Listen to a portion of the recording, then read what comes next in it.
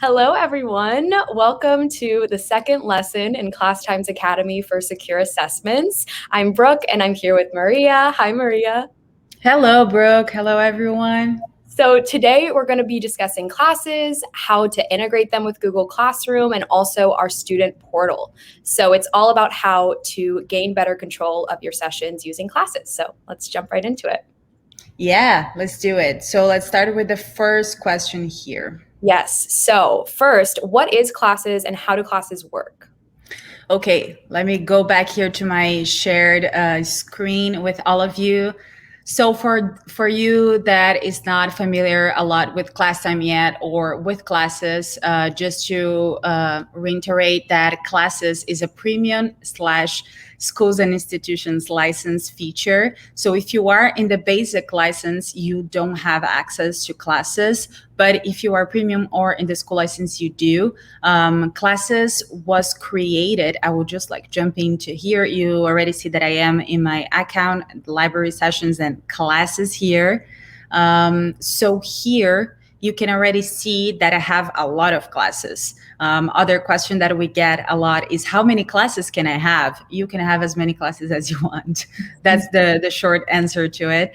You can have a lot of classes. You can have classes that you are invited to, and you can have classes that you create. How am I invited to a class if I'm a teacher? As a co-teacher. So it's something that it's also possible here. You can see already in the icons that here, for example, if it's my own class, I will be able to delete the class, right? So you can see all of this little axis here. If the class is mine, I will be able to delete. So those are all my classes. But here you can see some that I don't have the ability to delete. So those are classes that I am a co-teacher in these classes. How it works is very, very simple. You can create a class, you choose a class name. A lot of teachers choose to insert the grade slash the number, something like this. Let's say that I'm a third grade teacher and I have A, B, and C classes. So I will put like 3A, 3B, 3C. So a lot of teachers use like this. And then the subject you teach. So it can be more than one. You can put like world history or mathematics or whatever subject you are using to organize your students. So it's very simple. Let's try this, for example. So 3A and here world history. And then I create with one click. Just a second. Okay, so I jumped into another one with the double click, but here you guys can see that I already have here the 3.8 world history. I have 0 students for now, but I can invite as well as many students as I want. A lot of teachers, when I showcase, for example, my classes, say, but I don't have this pre-saved students here.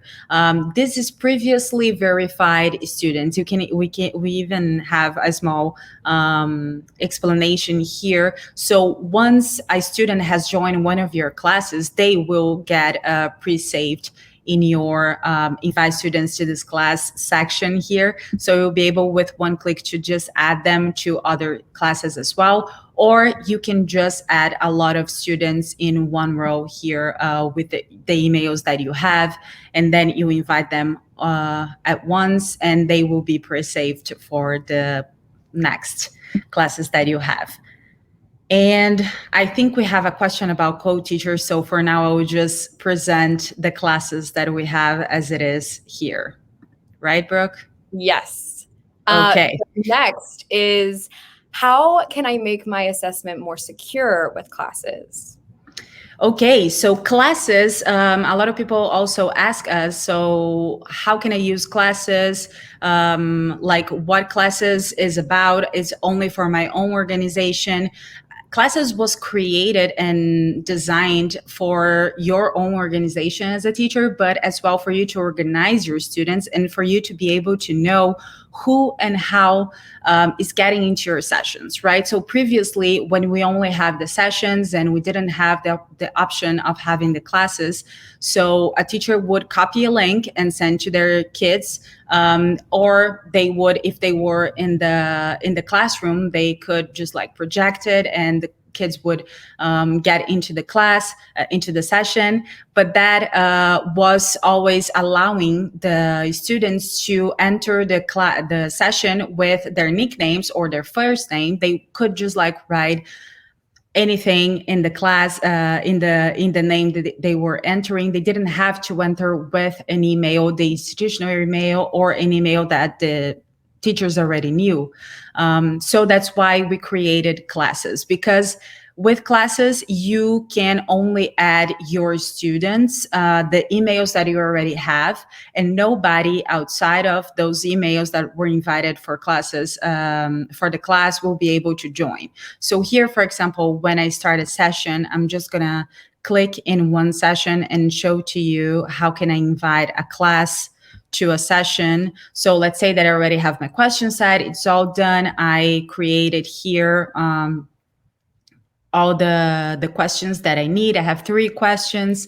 I already took a look into my session settings and it's all good. And I can invite a class here, right? I can make it a simple session, but I can invite a class because I know every student that will have to take this exam, for example. And then I can click in class and I can invite the class that I want to invite. Is just one. So if you want to 2, you can't. So it's just 1 per time.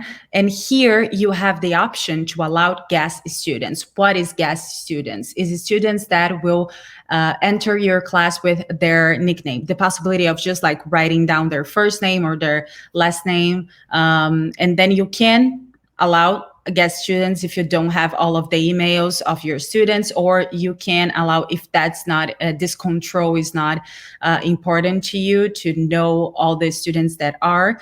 But because we had a lot of complaints from other teachers, like, hey, my students are entering with fake names, or 2 times, one with the email, the other time with a nickname, they're opening 2 tabs. So because we had this request, we created so you know how and who your students are entering your class, and it's way more secure that way, because at least we can as well. If you have any problem, you can just send us the emails or just send us the code, the number of the session, and we will be able to see the Classtime team will be able to see all the results, all the everything that happened in the session, all the responses, the grading and everything, and it's safer for everyone.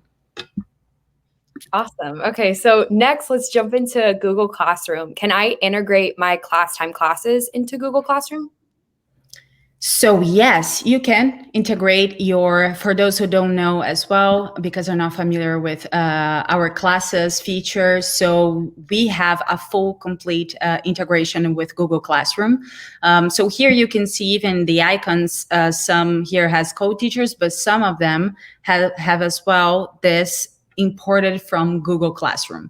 So a lot of teachers who need an LMS platform as well to store all the grades and have conversations with students, and they see a lacking of strong assessments tools in those LMS. So Classtime can bring that to you, the question types and the assessment, the strong assessments, but they still miss Classtime some of the LMS features, especially Google Classroom, that is such a strong platform. So we decided to integrate, to create an integration, and now these 2 platforms can work together perfectly, smoothly, and it's just with 1 click. Here, if I show to you, I can click, and it's just very simple. If you never granted permission to Classtime to import from Google Classroom as well, you will have to only click here and it will pop up a message asking you to grant permission. You will grant permission,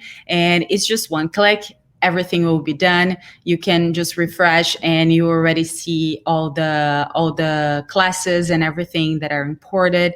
And you can do that after you already granted the first one and you create a new class, you can import as well to Google Classroom. Here I open one, for example, here's my Google Classroom. Let's go back to classes, and you can see that I was invited to 2 classes from our CEO here from the US, Valentin. So he invited me to 2. I have my own that I haven't yet created any assessment with my students, but I already have, for example, Brooke. I already invited Brooke, just have to accept me with one click, but I invited Valentin too, and he already accepted. So here I can stream my assessments. I already have one here that I can click, and you can see that Valentin was assigned with this. Let me see here. I already added the Classtime link code, so Valentin can do it. And after we run the first assessment, I can also bring the grades. And here, Valentin, I can bring all the grades and add it after that. It's 100 points, but I'm gonna show you one that it's already way more complete, that it's the one that I am invited as a student. Just go back here, for example, this one that we already used a lot, the integration. Valentin already created a lot of assessments here. So for example, here, first grade, it's already done, it's already integrated. I just, with one click, go to my session, and it is very, very simple. So me as a student, for me, it's very simple. I can already start answering because my teacher already created, I already know the points. I can even leave a class comment or a private comment to my teacher.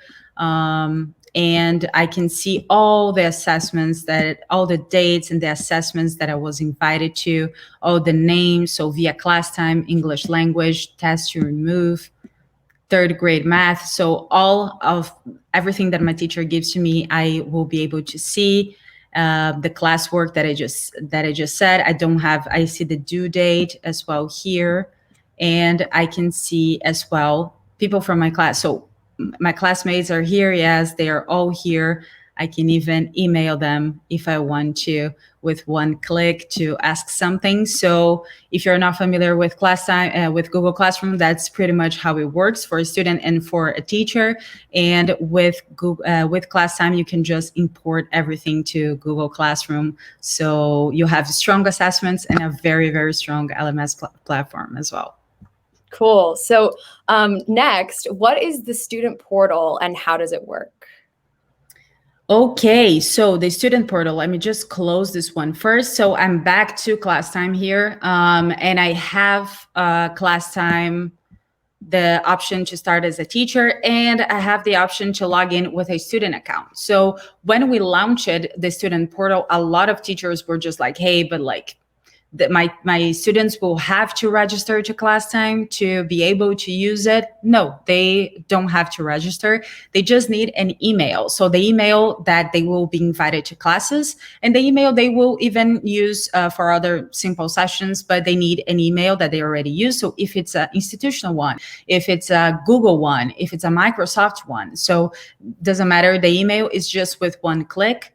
Let me show to you. So I clicked here and welcome to Classtime. You can see that they can only enter with emails, can be institutional email or other type of email that is not here, can be with Clever, Microsoft, or Google. So I'm just gonna click here at Google. I'm gonna just get into the student portal with my Google, with my Classtime account. So I can show to you because that's the ones that I am invited to classes to and to sessions. So I can show to you that everything is stored here. So every session that your student has ever been part of, it's here. Every class your student will ever be invited is here as well. If they are using the email that you use as well, it's all going to be here. You can see that I was invited to a lot of sessions, and I can start with one click. the deadline, I don't have a deadline here, but if you do have a deadline, you can also add in your session settings that we'll be talking in the next lesson as well. So it's very, very easy to just click with one click here. And if you have a deadline, your student will be able to see and know that they have to complete by that deadline. So all the sessions here, the classes, so every class here, if your student is part of more than one class and you are teaching your fifth graders, for example, mathematics and history and English, they will be able to see everything here. So would be history, English, and mathematics, and they will be able to see all the classes, the sessions that they were invited into that class. So here you can see we have a lot, and the coolest part is that they can even join a class here. So you can project if they are in their notebooks or smartphones in the classroom, you can project, they can join the class with the ID that it's in the class, or the session as well with the code, or even if you just want to, it's completely distance learning, but you want to just share with them the code, they can come here and already get in the class. So in the session or the class. And I think the coolest part as well, just to end, is if you as a teacher allow your students to download their own reports. So very, very fast here, if you go back to a session, you have the ability of allowing your student to download their reports after they finish all the questions. So they need to answer to all of the questions, and then they will be able, if you allow them, to download their own reports. So this is super great for teachers, because they used to have a lot of trouble and a lot of manual work just downloading all the reports, because here I believe you guys already know that you can download a student report and session report. So they would have to download all the students and send them manually individually, because the students sometimes they don't want to share their own results with their classmates. So now it's very easy. You can just show solutions to students here. I can click because this is not a real session yet. I haven't started it. No student has entered, but you can, after that, show solutions to students after everyone finished, so they don't exchange the solutions as well with their colleagues that haven't yet ended the assessment. So here you can just with one click finish it and allow them, and then here you can see that I was allowed to download this. So with one click, I will have my PDF report for myself. So I will know my grades, how I was, the actual right answers, if I made any mistakes, and as well the explanation of every question if my teacher has added that to the options. Awesome. And then I don't think we got to discuss co-teachers. Should we go back and talk about that a little bit? That's very much true. Yeah, let me just go back to the class here.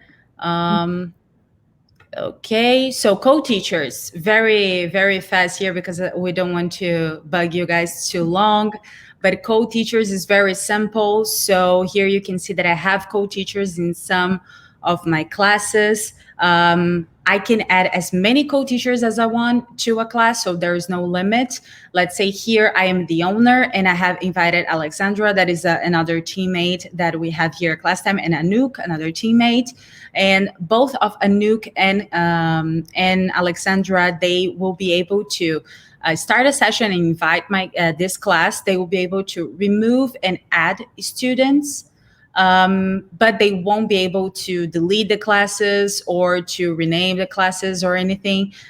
They will be able to have partial access, almost all of the access, but I am still the owner, so I have a little bit more access than them to the classes. But the biggest part is that for substitution sub-teachers, for TAs, so teacher assistants, even for curriculum manager, for example, for the school, if they want to be able to create everything, all of the content, and then just like send to all the classes, start sessions and invite all the classes, but the teachers are the one who are organizing the classes. You can do a collaborative work with that. So the co-teachers are made for schools, right? So it is a school license feature as well. So you will be able to just collaborate with your colleagues and invite them to co-manage with you your classes. So I think those are the features that co-teachers have that a lot of Classtime users already love. Awesome. Okay, thank you so much for your explanation, Maria, and thank you all for being a part of our academy. We want to remind you that for the duration of the program, you guys are all on the school license, so make sure to explore that. And don't forget to take your self-assessment as well, so you understand, make sure that you understand all the topics we discussed today. Make sure to leave your questions and your comments as well. Yeah, and we'll see you in the next lesson. Yeah, just reminding everyone, we got some questions already. We'll have in the next one, we're going to be talking about session settings, and a little bit more on under other features of Classtime. We'll have a little Q&A already answering questions. So if you have any, as Brooke just said, please leave to us, direct message us. And if you are only receiving this via email because you have applied for the Classtime Academy, please, you can as well respond directly to us via email, and we'll add your question here to the next lesson. Okay, next week. Thanks, Maria. Thanks, guys. Okay, thank you, Brooke. Thank you, everyone. Bye-bye. Bye.